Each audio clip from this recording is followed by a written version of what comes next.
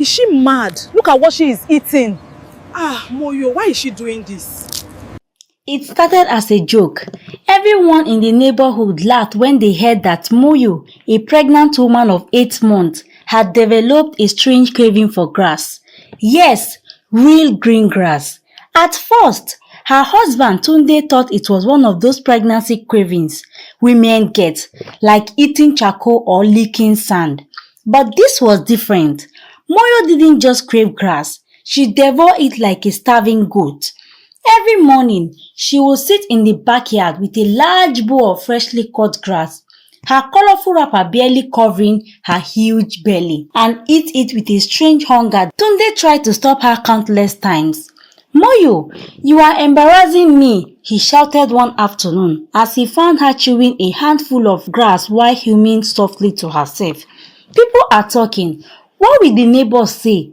But she only looked up at him with wide eyes and said, I can't help it, Tunde. The baby won't let me rest until I eat. Her voice shook and there was fear in her tone. Not madness, not foolishness. Fear. That night, Tunde couldn't sleep. He sat by the edge of their bed watching his wife toss and turn, her hands clutching her belly as if something inside was moving violently. It's hungry again, she whispered in the dark. It wants me to feed it. He tried to calm her, saying it was just a dream. But when he reached to touch her stomach, something strange happened. Something moved beneath her skin, not like a normal baby's kick, but a long slithering motion, like the crawl of a snake. Tunde jumped back, his heart pounding. Moyo, what was that? She turned to him slowly, tears streaming down her face. I told you, she whispered. Something inside me is not normal. The next morning, things got worse. Moyo woke up early, went outside, and started eating grass again. But this time, not the soft kind. She pulled out wide bitter weeds from the corners of the fence, the ones even the goats avoided. Tunde ran after her, panicking. Moyo, stop please. He grabbed her hands, but she fought him with strength he had never seen in her before. Her eyes looked strange, glassy, distant, almost glowing. Later that day, when he finally managed to get her to the hospital, the doctor ran tests but found nothing unusual. Her vitals are normal, he said, just a psychological cravings. It's harmless, but as they left the hospital, an old janitor cleaning the corridor pulled Tunde aside and whispered, Take her to a church, my son. This is not medicine, it's spiritual. That night, Tunde found his wife sitting on the veranda again, her eyes fixed on the moon, a bowl of fresh green grass in her hands. It's calling me again, she said softly. It said it's not ready to come out yet. It still needs to eat. Tunde stared at her in disbelief, his mind spinning. What's calling you? He asked, his voice trembling. She turned to him slowly. Her pupils dilated and whispered, Our child. He wanted to laugh, to believe it was madness, but deep down, something told him she wasn't lying. Because when she smiled, he saw it clearly, the faint outline of something long and coiled pressing against her stomach from the inside. And that was the night he realized his wife wasn't just carrying a baby, she was carrying something else. Tunde didn't know what was worse, the rumors flying around the neighborhood or his wife's sudden obsession with grass. By now, everyone knew. Aunties, neighbors, even the Okada riders by the junction whispered, That's the man whose wife eats grass. It had gotten so bad that people came to peep through their fence like it was a reality show. One day, Tunde even caught 2 women hiding behind the wall, recording Moyo on their phone while she chilled happily under the morning sun. He nearly lost his mind. My wife is not a cow, he shouted, chasing them away with a mop. Go and film your own problems. But as he turned back, there was Moyo again, sitting gracefully on her chair, smiling like a queen and saying, Honey, can you get me some grass with you? It tastes sweeter in the morning. That was the breaking point. Tunde called his mother in the village. "Mama, please, your daughter-in-law has gone mad," he cried. But Mama, being a typical village mother, only asked, "Which kind of grass is she eating?" "Maybe it's herbal." "Mama, it's grass, ordinary green grass. She chews it like rice." Mama sighed. "Then maybe she is carrying a special child. You know, when I was pregnant with you, I used to eat chalk and soap." "Mama, that was soap and not shrub." But the funniest part came the next morning. Tunde tried to trick her. He replaced her bowl of grass with lettuce from the market, thinking she wouldn't notice. Moyo took one bite, spat it out dramatically and said, "This grass is fake." "Did you buy this from Lagos?" Tunde blinked. How can grass be fake? She glared at him like a queen scolding a servant. "My baby doesn't like market grass. He wants grass that grows from prayer and sunlight." Tunde nearly fainted. Still, something about her changed. She began talking to her belly more, whispering soft at night. Sometimes Tunde would wake up to hear her laughing alone in the dark, saying, "Stop tickling me." He would sit up terrified.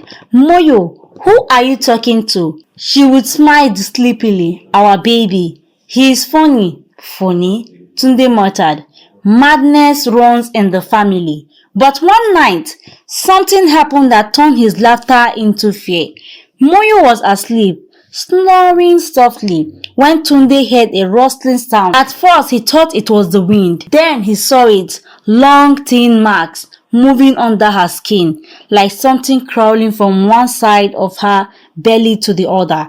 Her body jerked, and suddenly she started laughing in her sleep. Not her normal laughter, but a deep echoing one that made his blood run cold. "It's growing," she murmured. "It's hungry." Terrified, Tunde ran to his pastor the next morning. The pastor listened carefully, then said, "Bring her to the church, but first, stop feeding the grass. The spirit feeds through it." Tunde nodded, relieved. That night, he decided to throw away all the grass. But when he got home, he found Moyo guarding it like treasure. "Don't touch my food," she shouted. "If you throw it away, he will be angry." "Who will be angry?" Tunde yelled. She paused, her eyes wide and distant. "Your father." Tunde froze. "My what?" His father had died 10 years ago. Moyo stopped joking, but she only smiled airily and said, "He visited me sometimes. He says you don't listen to him anymore." That night, Tunde didn't sleep. He sat in the corner, watching her rock back and forth, humming an old song his late father used to sing. When she saw him staring, she smiled gently and said, "Don't worry, Tunde. After the baby comes, everything will make sense." He wanted to believe her. He wanted to think this was just pregnancy madness. But deep down, something told him that the woman sitting before him wasn't entirely his wife anymore.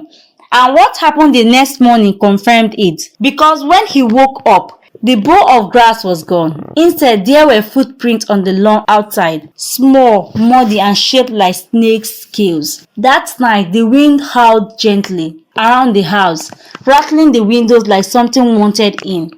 Tunde lay awake, pretending to sleep, his heart pounding so hard he could hear it echo in his ears. For 3 nights straight, he had been hearing these footsteps, whispers, and once the sound of backyard gates cracking open at exactly 2 a.m. Every time he tried to follow, Moyo would suddenly appear beside him, smiling like she hadn't moved at all. But tonight felt different. There was a chill in the air, the kind that carried warnings. He waited until she turned in bed, then heard her mumble something under her breath. Slowly, silently, she sat up, her hair falling over her face, and began to walk towards the door. Tunde followed carefully, his bare feet silent on the floor. The air felt heavier as he stepped into the corridor. She opened the back door and stepped into the moonlight. And that's when he saw it, his wife in her wrapper, kneeling in the middle of the garden, whispering into the bowl of grass like it was alive. The moonlight reflected on something shiny near her, a small clay pot decorated with cowrie shells and red cloth. Then she did something that made him almost scream. She put a strand of her hair, dropped it into the pot, and began humming a song in a language he didn't recognize. Moyo, he called out before he could stop himself. She froze. Then slowly she turned her head, not her body, just her head, in a way no human neck should turn. Her eyes glowed faintly green. "You shouldn't be here, Tunde," she whispered, her voice layered like two people who were speaking through her. "He doesn't like to be watched when he feeds."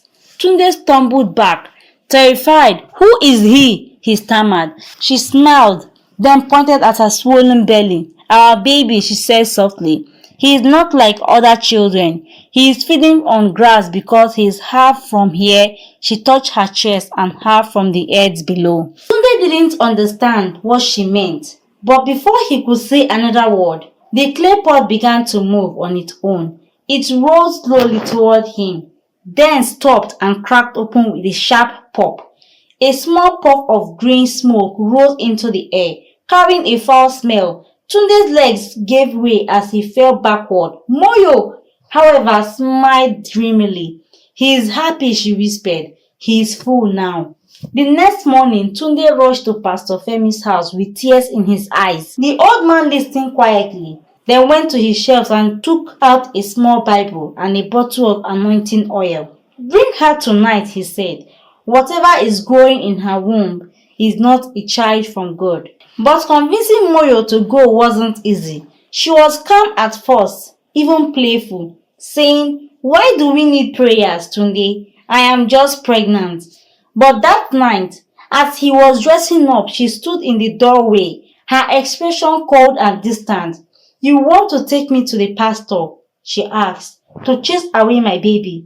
"No," Tunde said softly. "To pray for our family." She smiled faintly. "Our family doesn't need prayer. It needs loyalty." Then she stepped closer, placed her hand on his cheek and whispered, "If you ever try to harm him, I will make you eat the same grass you hate so much." Tunde froze. Her touch felt ice cold, her breath warm and sharp like smoke. By midnight she was gone. He searched everywhere, the backyard, the road, even the neighbor's compound. Then he saw her, far away near the stream, standing under a tree surrounded by faint light like fireflies.